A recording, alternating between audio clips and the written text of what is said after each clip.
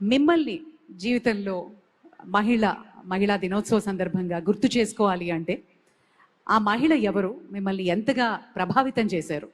మీ భార్య గారా, అమ్మగారా? ఎవరికి వారే. కానీ ఈరోజు మీరు ఒకసారి చూస్తే మా మిస్సెస్ ఉంది.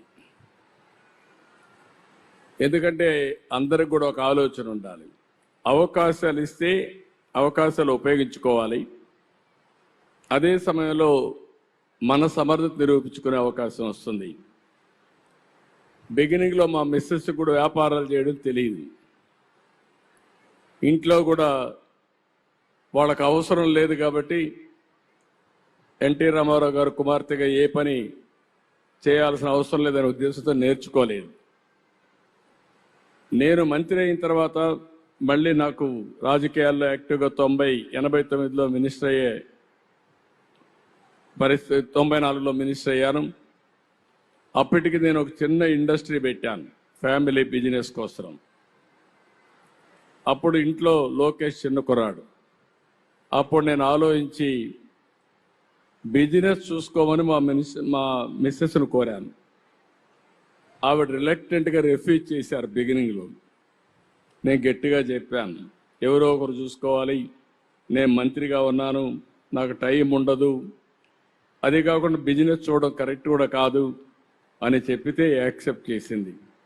యాక్సెప్ట్ చేసిన తర్వాత నేను మంత్రిగా ఉండి మళ్ళా ముఖ్యమంత్రి అయ్యాను. 10 ఏళ్ళు రాజకీయాల్లో యాక్టివ్గా ఉంటే అక్కడి నుంచి అంచెలంచెలుగా ఒక సాధారణమైన మహిళ హెరిటేజ్ కంపెనీని డెవలప్ చేసి పిల్లల్ని కూడా అందరినీ, మా అబ్బాయిని కూడా బాగా చదివించి పెళ్ళైన తర్వాత ఇద్దరిని కూడా స్టాన్ఫోర్డ్ వరకు చదివించే పరిస్థితికి వచ్చిందంటే అది మహిళలకు ఉండే శక్తి అని చెప్పి నేను మీకు తెలియజేస్తున్నా. ఇప్పుడు అక్కడితో ఆగలేదు.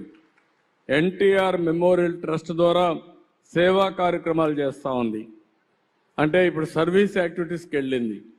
అంటే ఒక మహిళ మీరు గుర్తుపెట్టుకోవాల్సింది 10 మందికి స్ఫూర్తినిచ్చే స్థాయికి మీరు ఎదగాలి.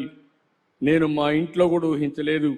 అలాంటిది మా మిస్సెస్ చేయగలిగిందంటే అందరికీ ఆ శక్తి ఉంది.